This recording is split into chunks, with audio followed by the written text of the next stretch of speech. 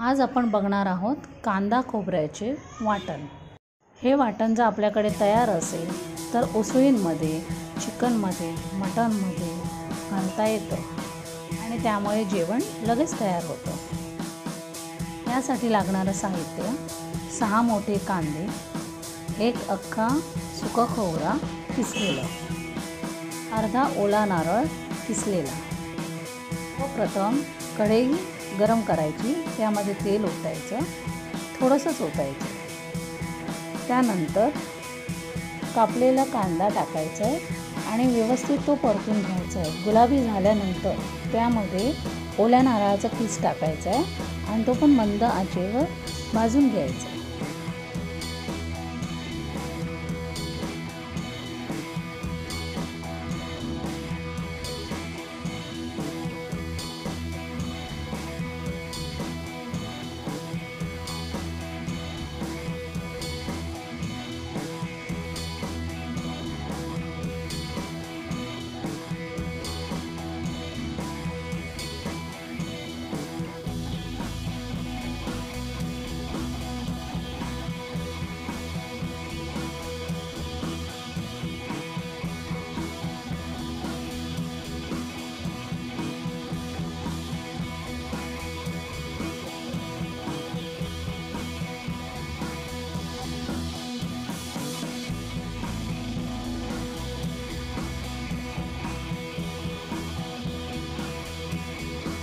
त्यानंतर सुके खोबरे त्याच तव्यावर भाजून घ्यायचं आहे गुलाबी होईपर्यंत।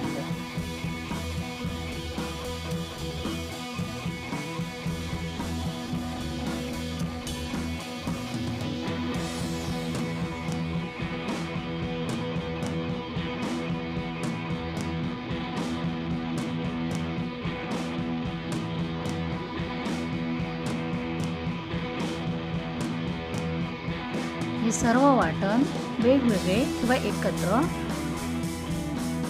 मिक्सरमधून बारीक वाटून घ्यायचे आहे। तयार आहे आपले कांदा खोबऱ्याचे वाटण।